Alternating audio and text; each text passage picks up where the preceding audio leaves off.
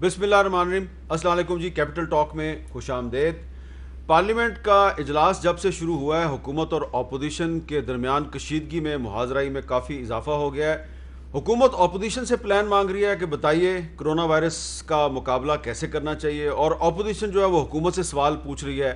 اور کچھ ہی دن پہلے حکومت کی طرف سے لاک ڈاؤن کو نرم کیا گیا تھا، آج جو لاہور شہر ہے اس میں لاک ڈاؤن کو پھر سے سخت کر دیا گیا ہے۔ تو ایک کنفیوژن ہے، اور اس کنفیوژن میں حکومت اپوزیشن سے سوال کر رہی ہے، اپوزیشن حکومت سے سوال کر رہی ہے۔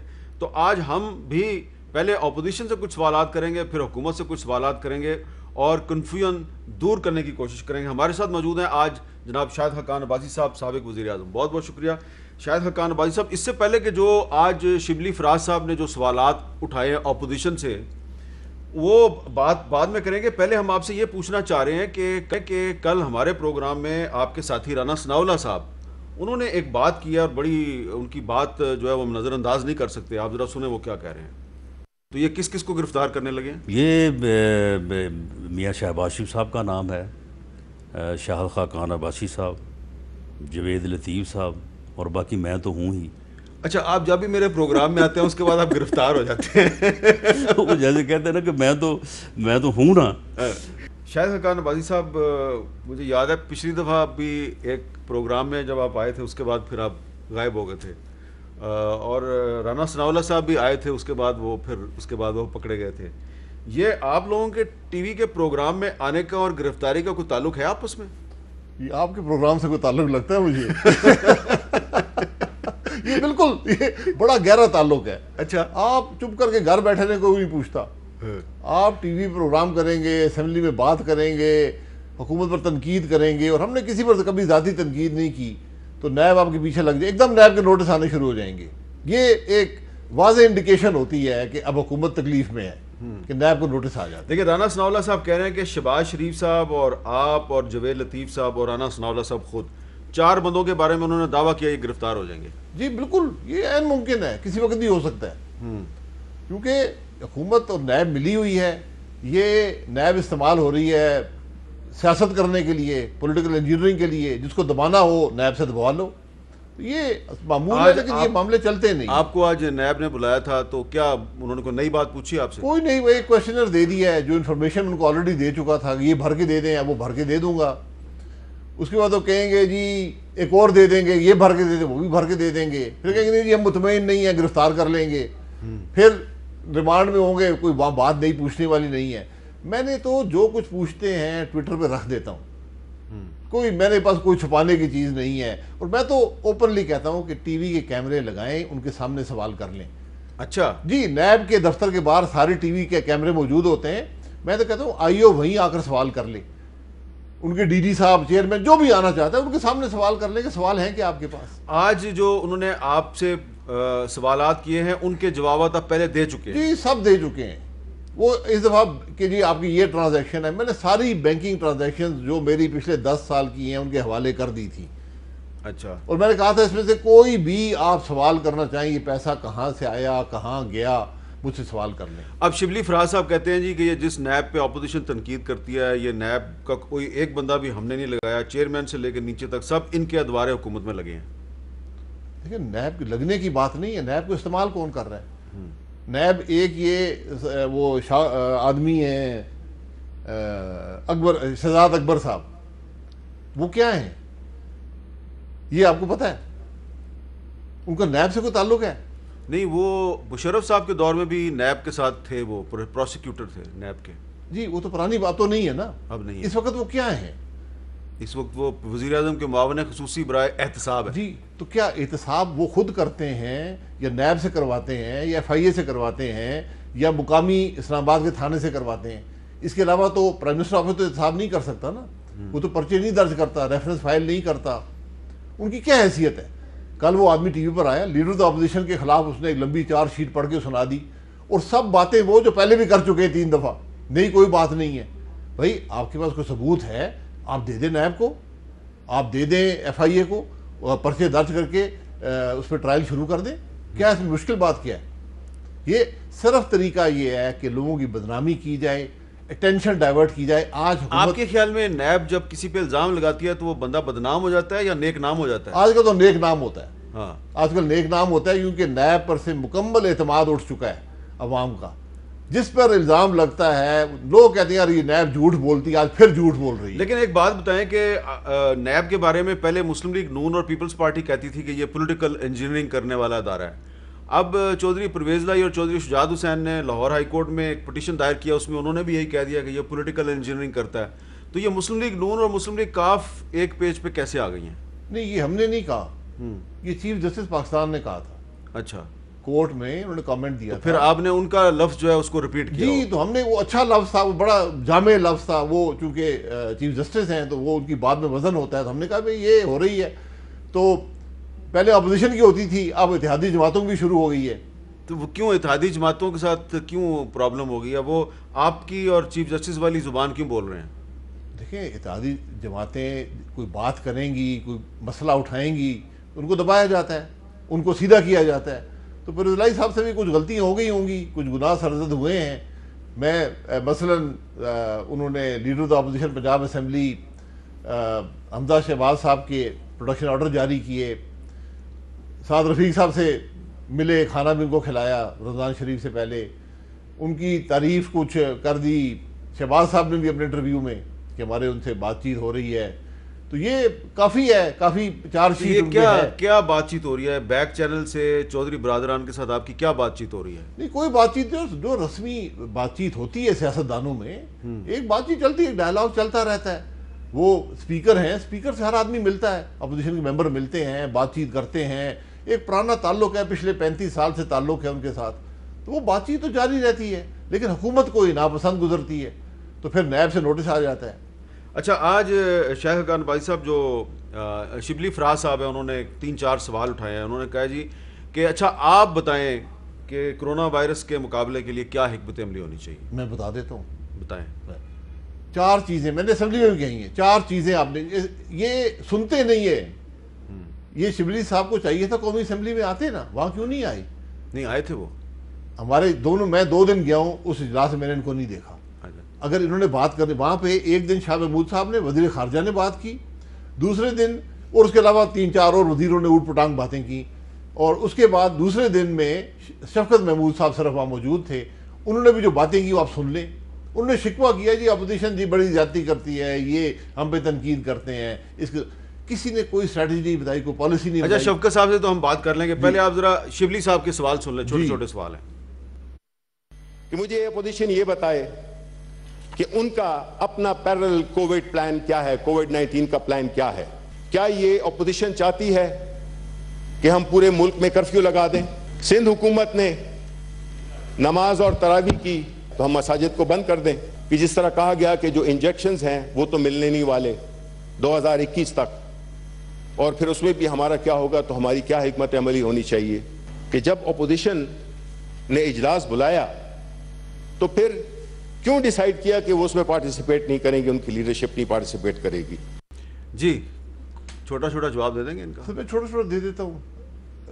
پلان جو ہے کووڈ-19 کا, حکومت پوچھ رہی ہے اپوزیشن سے, بھائی حکومت آپ کا پلان کیا ہے, اپنا پلان بتا دیں, میں اس میں ترمیم کر کے دے دوں گا.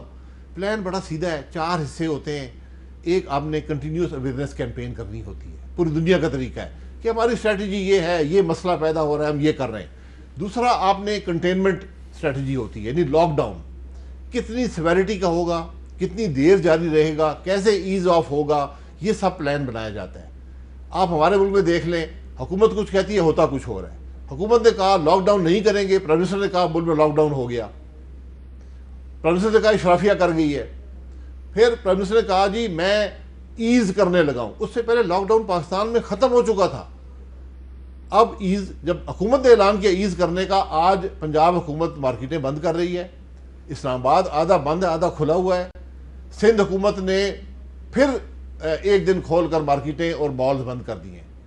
تو کوئی اسٹریٹجی نہیں ہے, یہ ملکی اسٹریٹجی بنانی پڑتی ہے, یہ حکومت بناتی ہے. میں نے ان سے یہی کہا, میں آج بھی چیلنج کرتا ہوں, شبلی فراز صاحب ایک کاغذ, ایک فیصلہ کابینہ کا لے آئیں جس میں یہ لکھا ہو کہ کابینہ نے فیصلہ کیا ہے کہ لاک ڈاؤن ہونا ہے اور لاک ڈاؤن کے یہ محرکات ہیں. نہیں, کابینہ نے تو فیصلہ نہیں کیا تھا, فیصلہ تو پہلے سندھ حکومت نے کیا, پھر پنجاب حکومت نے کیا, پھر خیبر پختونخوا نے کیا, پھر بلوچستان نے کیا. وفاقی کابینہ نے فیصلہ کیا یا نہیں کیا؟ لاک ڈاؤن کا فیصلہ تو نہیں کیا. نہیں, میں یہی کہہ رہا ہوں. تو پھر آپ نے لاک ڈاؤن کو ایز کرنے کا فیصلہ کیسے کیا؟ یہ تو میں نے خود سنا ہے کہ آج وفاقی کابینہ کا اجلاس ہوا, یہ چند دن پہلے. وہ اس کو اس طرح کا لاک ڈاؤن نہیں کہہ رہے تھے, وہ اس کو کہہ رہے تھے بندشیں, وہ بندشیں کہہ رہے تھے. احمد میر صاحب, جب آپ نے لاک ڈاؤن کیا ہو تو اس کو ایز کریں گے نا. آپ نے لاک ڈاؤن کیا ہی نہیں, کوئی حکمت عملی نہیں ہے. مجھے ایک کاغذ دکھا دیں وفاقی حکومت کا, اور آپ یہ بات سن کے حیران ہوں گے کہ انفیکشس ڈیزیزز جو پینڈیمکس ہوتے ہیں, یہ وفاقی حکومت کی ذمہ داری ہے اس کی اسٹریٹجی بنانا. یہ صوبوں کا کام نہیں ہے, صوبے اس کو امپلیمنٹ کرتے ہیں, یہ کسی وزیر کو پتہ نہیں ہے. تو میں کہتا ہوں یہ ذرا اس کی وضاحت کر دینا, کیونکہ یہ جب سے کرونا وائرس پھیلا ہے تو 18ویں ترمیم ٹارگٹ بنی ہوئی ہے, تو 18ویں ترمیم کے تحت جو ہیلتھ ہے وہ تو صوبوں کا سبجیکٹ نہیں ہے. جی, ہیلتھ ڈیلیوری ان کا کام ہے. ٹھیک ہے, آپ جو منسٹری آف ہیلتھ ہے وفاقی حکومت کی, جو رولز آف بزنس ہیں جو اپریل 19 کو اسی حکومت کے دور میں بھی امینڈ ہوئے ہیں, ان کے مطابق حکومت چلتی ہے. اس کا سیکنڈ پوائنٹ ذرا پڑھ لیں. اچھا, انفیکشس ڈیزیزز انٹرنیشنل لیول پہ جو ہیں وفاقی حکومت کا کام ہے اسٹریٹجی بنانا, تو اس کو امپلیمنٹ کرتے ہیں صوبے. تو وفاقی حکومت نے اگر اسٹریٹجی بنا کے دی ہے صوبوں کو, تو صوبوں کو امپلیمنٹ کرنی چاہیے. جی بالکل, آپ اسٹریٹجی دکھا تو دینا. آپ اسٹریٹجی ہے کیا؟ کنسلٹیشن سے بنتی ہے. آپ کہہ رہے ہیں کہ ابھی تک اسٹریٹجی نہیں بنی. کوئی اسٹریٹجی نہیں, ہمیں کاغذ دکھا دیں. آپ کیا چاہتے ہیں کہ وفاقی حکومت پورے پاکستان میں کرفیو نافذ کر دے؟ نہیں جی نہیں, وہ کرفیو ایک علیحدہ بات ہے, کنٹینمنٹ اسٹریٹجی علیحدہ ہوتی ہے.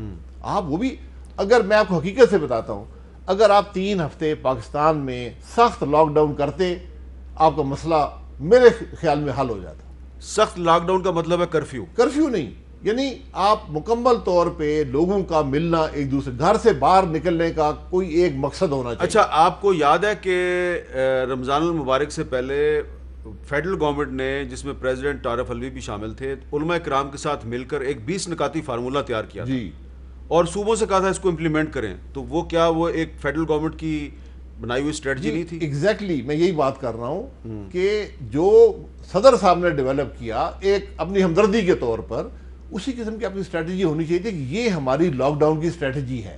یہ 20 پوائنٹس ہیں لاک ڈاؤن کی اسٹریٹجی کے, ٹھیک ہے, جو تراویح کی نماز کے لیے, عید کی نماز کے لیے بنائے گئے.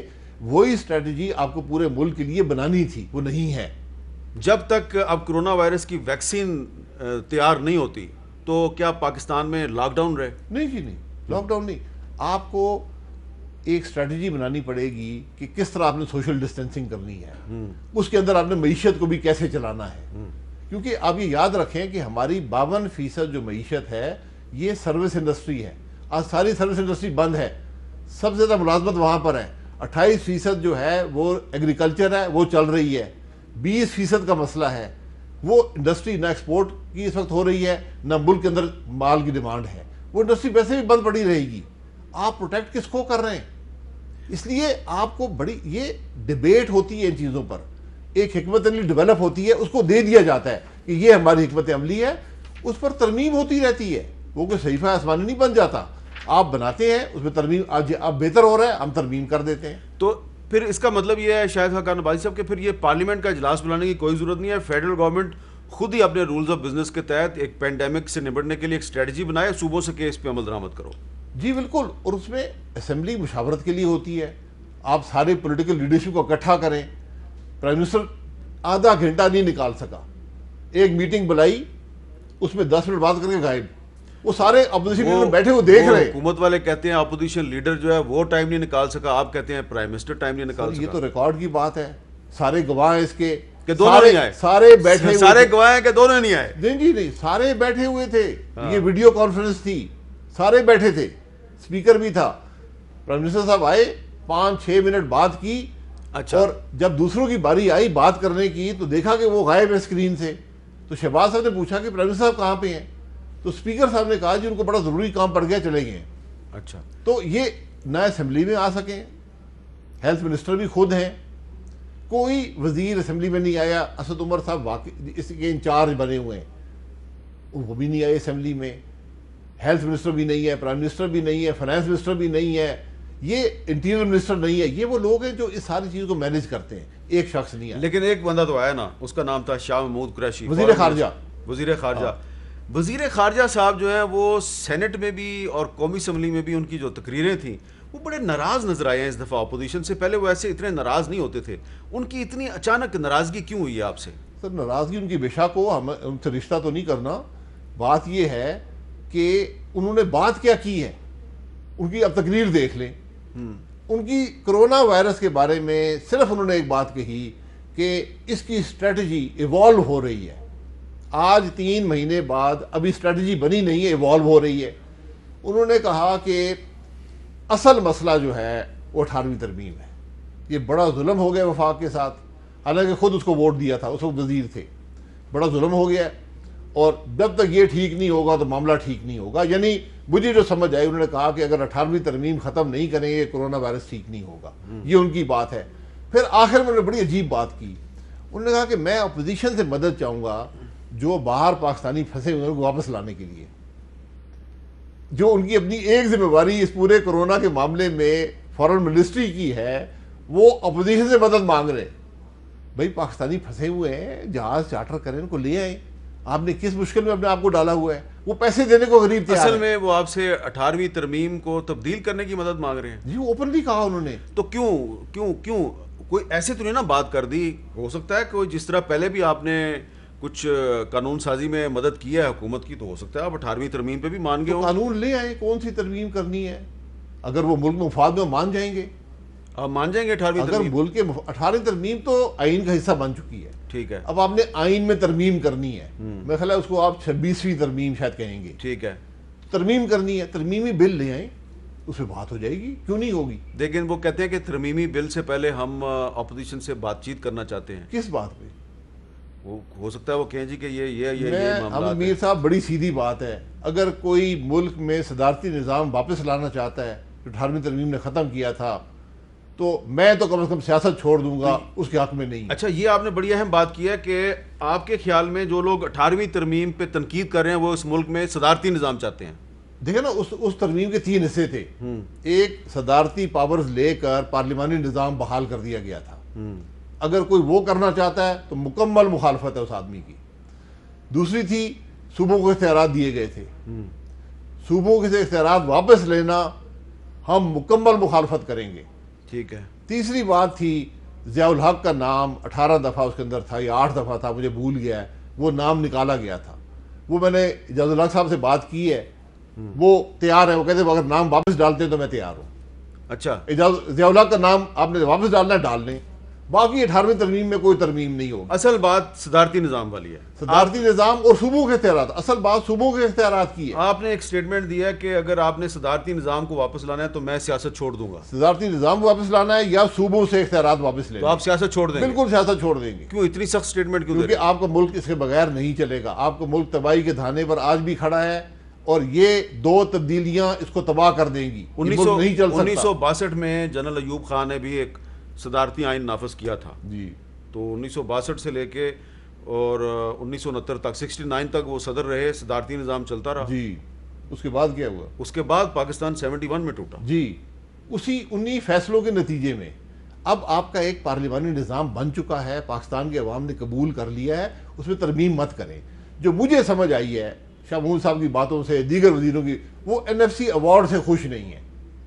NFC ایوارڈ کی 18ویں ترمیم میں ایک فلور مقرر کیا گیا تھا کہ اس سے کم صوبوں کو نہیں ملے گا، زیادہ مل سکتا ہے. ابھی 10واں کمیشن میں خلا بیٹھا ہے، وہ اس سے زیادہ دے سکتا ہے، کم نہیں دے سکتا.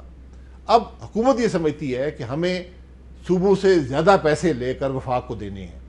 اگر یہ آپ کو چاہتے ہیں تو لے آئیں، ترمیمی بل لے آئیں. یہ بات وہ شخص کرتا ہے جس کو بات کی سمجھ نہیں ہے. اگر آپ صوبوں کو پیسے نہیں دیں گے، صوبے قرضہ لیں گے، وفاق کی جگہ صوبہ قرضہ لے لے گا. جب آپ وزیر اعظم تھے تو آپ کو یہ مسئلہ درپیش تھا؟ جی بالکل یہ بات وہاں بھی ہوئی تھی جی کہ صوبوں کو زیادہ مل رہا ہے، وفاق کے بعد بچتا نہیں ہے. اب وہ معاملہ بہت ہی زیادہ بگڑ گیا ہے. لیکن میں اس وقت بھی جو ہمیں سمجھ آئی وہ یہی تھی کہ اگر آپ صوبوں سے پیسے لے لیں گے تو صوبے کیا کریں گے؟ وہ 2 چیزیں کریں گے. یا وہ قرضہ لیں گے، تو پھر قرضہ تو پاکستان نے لے ہی لیا نا، صوبہ لے یا وفاق لے. قرضہ لے کر گزارا کریں گے. صوبے دو کام بڑے کرتے ہیں, تعلیم کرتے ہیں اور صحت کرتے ہیں, وہ دونوں کو کاٹ دیں گے. تو آپ کا فزیکل ڈیفیسٹ تو شاید بہتر ہو جائے, لیکن اس ملک کی تعلیم تباہ ہو جائے گی اور اس ملک کی صحت تباہ ہو جائے گی. یہ سودا آپ کرنا چاہتے ہیں. تو اس کا مطلب ہے کہ 18ویں ترمیم کے ذریعے اگر کوئی پاکستان کے پارلیمانی نظام کو صدارتی نظام بنانے کی کوشش کرے گا تو قبول نہیں ہے آپ کو؟ جی, وہ ترمیم 18ویں ہو چکی ہے. 26ویں ترمیم اگر یہ ہوتی ہے کہ صدارتی نظام بنانا ہے, قابل قبول نہیں ہے. صوبوں سے اختیارات دینے قابل قبول نہیں ہے. اس کے علاوہ کوئی ترمیم لے آئیں. NFC والا معاملہ جو ہے اس پہ قابل قبول جی, آ کے بات کر لیں نا. ٹھیک ہے, یہ ڈیبیٹ ہوگی, پاکستان کے سامنے ڈیبیٹ ہوگی. میری رائے یہ ہے کہ اس سے کوئی فرق نہیں پڑتا. آپ صوبوں کو صفر کر دیں, سارے پیسے وفاق رکھ لے, پاکستان کی معیشت پر کوئی اثر نہیں پڑے گا, بلکہ منفی اثرات ہوں گے. اچھا, اب آخر میں ایک اور چیز میں چاہتا ہوں, اس کی آپ کا اوپینین آنا بڑا ضروری ہے. آپ کے ایک اور ساتھی ہیں جوید لطیف صاحب, انہوں نے کچھ دن پہلے ہمارے پروگرام میں ایک بات کی تھی, اس سے کنٹروورسی نے جنم لیا ہے. اس پہ آپ کی رائے چاہتے ہیں, سنیں انہوں نے کیا کہا تھا. پولیس وین سے جو ملزم چھڑوائے تھے وہ میں نے چھڑوائے تھے یا عمران خان صاحب نے چھڑوائے تھے؟ مجھے یہ کو بتائے کہ پی ٹی وی پر حکومت کس کی تھی؟ نواز شریف کی.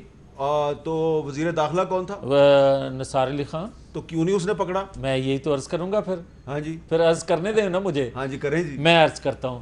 پہلی بات یہ ہے کہ پی ٹی وی پر حملہ, آپ یہ بتائیں کہ پرائم منسٹر ہاؤس پر حملہ, آپ یہ مجھے بتائیں کہ ریڈ زون میں داخل ہونے دینا, فون کال ریسیو کرنا, کس کس کی فون کالیں آ رہی تھی اور کہاں تک ان کو لے کر آیا جا رہا, کون سہولت کار بنا ہوا تھا, یہ ساری چیزیں. اور آج وہ وزیر داخلہ کہاں ہیں, اس کے بعد جو کچھ ہوا. تو آپ یہ کہہ رہے ہیں کہ وہ وزیر داخلہ چودھری نثار علی خان پاکستان تحریک انصاف کا سہولت کار تھا؟ میں بالکل کہہ رہا ہوں, بالکل کہتا ہوں. اچھا, میں بالکل کہہ رہا ہوں. نہیں دیکھیں, جو جاوید لطیف صاحب نے بات کی ہے, یہ بات کرنے کی ضرورت کوئی نہیں تھی.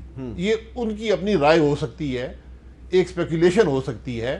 اس کا کبھی وزیر اعظم نے ذکر نہیں کیا, نہ کسی اور نے ذکر کیا ہے. میں اس وقت خود وزیر تھا اس وقت, کبھی ایسی بات کسی فورم پر میں نے نہیں سنی ہے. اچھا, تو جاوید لطیف صاحب کو احتیاط سے بات کرنی چاہیے. ایسی کوئی بات ہمارے نالج میں نہیں ہے. لیکن جو دھرنے کے اندر ہوا وہ میں نے جو اس کا خود دیکھا ہے, میں نے آپ کو پہلے بھی ایک پروگرام میں بیان کیا ہے کہ میں نے خود دیکھا اپنی منسٹری کے باہر کہ چند افراد آئے سویلین کپڑوں میں, انہوں نے پولیس کو ہٹا کر وہاں پر مظاہرین کو تعینات کر دیا. جو گیٹ پاکستان سیکریٹریٹ کے اندر جاتا ہے وہاں سے پولیس ہٹا کر مظاہرین کی گارڈ نافذ کر دی گئی, اور وہ ہر باہر جاتی گاڑی کی تلاشی لیتے تھے. میں نے اور میرے سیکرٹری نے, ہم رات گئے تک بیٹھے رہے, شاید 9 ساڑھے 9, جب اندھیرا پڑ گیا تو پیچھے سے ہو کر, پارکنگ لاٹ سے ہو کر, جنگل میں سے ہو کر, دیوار ٹاپ کر, آدھا میل پیدل چل کے ہم نے ٹیلی فون کر کے گاڑی منگائی اور گھر گئے. یہ کیفیت تھی, یہ میں کہہ سکتا ہوں. باقی جاوید لطیف صاحب ان باتوں میں نہیں پڑنا چاہیے, ان کو احتیاط. لیکن یہ بات درست ہے کہ جو چودھری نثار علی خان صاحب تھے وہ عمران خان صاحب کے جو جلوس آ رہا تھا اس کو بڑے سخت طریقے سے نمٹنا چاہ رہے تھے, لیکن نواز شریف صاحب نے نرمی کا فیصلہ کیا تھا. دیکھیں, یہ بات بھی میں نے کبھی نہیں سنی. یہ بات بھی اخباروں میں آئی ہے, ایسی کوئی بات نہیں ہے. جب کابینہ فیصلے کرتی ہے ایک فیصلہ ہوتا ہے, وہ سب کا ہوتا ہے. میری نرمی چاہوں یا سختی چاہوں وہ فیصلہ نہیں ہوتا. فیصلہ جو آخر میں کابینہ فیصلہ کرتی ہے وہی ہوتا ہے. بہت بہت شکریہ شاہد حقان عبادی صاحب. اور شاہد حقان عبادی صاحب نے شفقت کا ذکر کیا, ان کی تقریر کا قومی اسمبلی میں وقفے کے بعد شفقت محمود صاحب سے بات کرتے ہیں.